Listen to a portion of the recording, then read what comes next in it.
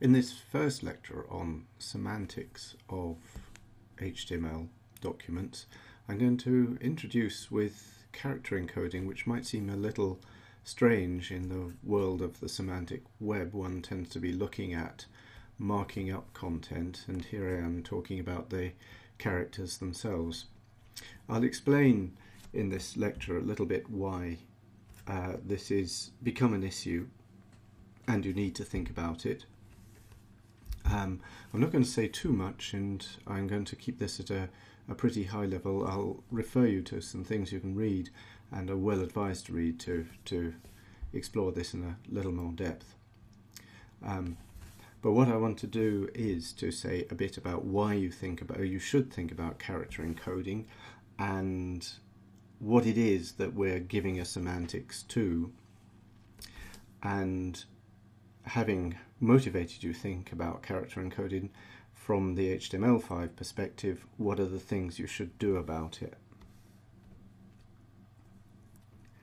So let's say a little bit about the basics of character encoding. So you see on your document characters which you've typed in from the keyboard, but the internal representation the computer has is quite different to that. It's usually in terms of some encoding in binary digits, and in the olden days of ASCII, in early days when computers had little support for internationalization, we had a small character set of numbers between 0 and 9, letters between A and Z in lowercase, between A and Z in uppercase, and a few other characters. They were represented as a number between 32 and 127 in 7 bits needed to encode that. That left a spare bit when one was encoding those numbers, those characters as 8-bit bytes, and that meant that there were characters between 128 and 255 which could be represented in 8-bit bytes, and almost everybody had a different view on what characters ought to be represented by those numbers. We also had the numbers up to 32, which had all sorts of interesting and amusing effects, such as shooting the paper out if it was out of the printer, if it was being printed, and you could come up with some what in the end were fairly tedious teasers by inserting characters into a document which wouldn't become visible but would lead to strange effects. The characters between 128 and 255 were sometimes used for accented characters, sometimes used for strange characters, graphical characters for games, all sorts of things. Some standards began to emerge, but with no consistency amongst those standards. So some, for example, different variants of different country variants of DOS would use those for different languages, but no consistency across. And of course, there was all sorts of opportunities for ambiguity in representing those numerical codes. So that went on for a little while, but Unicode came to the rescue and provided a standard mapping from characters to what are known as code points. So we've got 2 layers of abstraction on top of the binary encoding. The characters themselves, so individual characters such as an A is an abstract concept in a sense. It floats free of the underlying representation. What Unicode did was to map those onto what were known as code points, which were hexadecimal numbers. So we have here, for example, the letter A mapping to the hex characters 0041, and those in turn need to be encoded into bits, and there are, unfortunately, again, different camps emerged on how precisely to translate those hexadecimal characters into binary digits. There were a range of alternatives, UTF-16 and UTF-32, which I'm not going to go into the details of, but I'll point you to a reference in a minute, were the first ones to come out, and probably the most technically interesting, and that's why there were the various variants of them. UTF-8 came to the rescue, and it's UTF-8 that is recommended by HTML5. One of the benefits of that, if you're from the Western world, is that the code points from 0 to 127 are stored as a single byte, and so ASCII and UTF coincide on those characters. It also means that any document which is made up of predominantly ASCII characters will be quite compact, because all of those ASCII characters can be represented, as I said, by single bytes.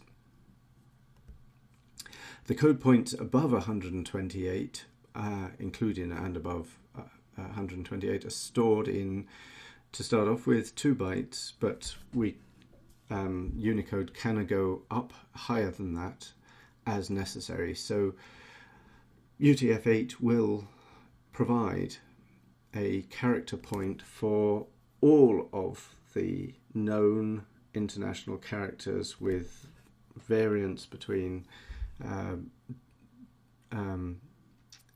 usage of characters in different languages handled correctly in UTF-8. That's an ongoing standards activity. But if you stick to UTF-8, then you can represent all the known languages in an HTML5 document. So that's a little bit more justification as to why I've, in the first place, suggested a few lectures back that you use UTF-8 character encoding. The important thing to do is to remember that quote from Joel on Software with the link to that. His article there is to cover everything you ought to know about character encoding, and I've really glossed over character encoding at a very high level, so do take a look at that for a little bit more depth and follow up with some of the references that are at the end of that article. So that goes into a bit more detail about the character encoding. But the key thing is that in order to represent all of the modern languages, then use UTF-8 as the character encoding, and then the browsers will have no confusion about what a particular set of binary digits in your HTML document should represent. So it's that sense of giving a semantics to your text in the document that we require character encoding. So let's just go back to our template for an HTML5 document. And there's the character encoding. Charset UTF-8, very simple in HTML5 to state that. And what I've done there is to put that into the head of the document as soon as I can. The reason for doing that is that as soon as the parser in the browser gets to that statement, it will then go back and reinterpret all the characters it's seen before that as UTF-8, and then continue to parse the document. The chances are low that the small number of characters you've got there are anything other than ASCII, even if you've got an international a non-English language website, the lang attribute will have a code, a language code, which is still in ASCII. So it's quite safe, the browser is quite safe to interpret everything as plain ASCII up to that meta tag with the char set defined, and then continue to interpret the characters in your document correctly. So that's from a speed point of view, that's the best place to put it, and also from a security point of view in Internet Explorer prior to 9, then that overcomes a key security vulnerability that was present. So place that at that point, first thing in the head.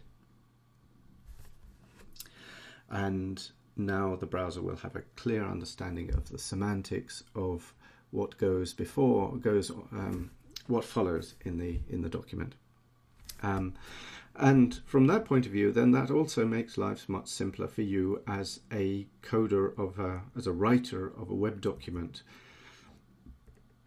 because from now onwards, the goal is to rid HTML documents from character references. So if you have been coding HTML in the past, you may have, with HTML 4.01 and earlier, got into the practice of, to be safe, to make sure that a browser understands the non-ASCII characters, using one of the two alternative character reference type styles I've given there, where we have got two ways, in a numerical way and in a textual way of representing the acute E. But if the browser knows that all of the characters in your document are UTF-8, then you can use that first representation and it will understand exactly what the semantics of those, the internal representations of those characters is, and render it correctly as E with an acute accent above it. So your choice, which is the easier to read, the first one, the second one, or the third one. And if you've got a large document, you will find, without doubt, the first one is the one that's easy to read. If you're writing in any language which uses non-ASCII characters, then declare as UTF-8, don't use character references, just write using whatever editor you can, that keyboard mapper that you can that works correctly for you, directly into the document. The same also applies if you're typing in ASCII characters, but you want to include @ signs, register signed, copyright signs. Paste in the character you want and it will be represented in all modern browsers correctly. The only exception to that are the characters which have some meaning in HTML, so greater than or less than, and possibly the ampersand. If you are careful and you only use ampersand with spaces around it, then the browser won't get phased by that and won't assume that it's the marking the beginning of a character reference. But it's not entirely safe. So certainly for greater than or less than, which could be confused by the browser for the opening and closing of a tag respectively, and sitting on its own, most browsers will just simply ignore it and assume that it's an error as a non-complete, as part of an incomplete tag. Even worse, if the angle bracket becomes before something which might look like it is a legitimate tag, then the parsing could get confused. So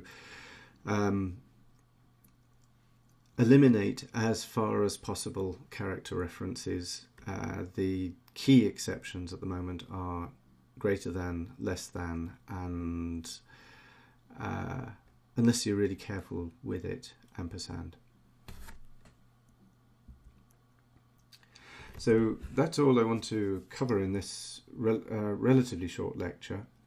the key things to take away and memorize are HTML5 recommends UTF. Put that car set definition in a meta tag right at the beginning of the head of your document, and once you've done that, you can largely eliminate character references.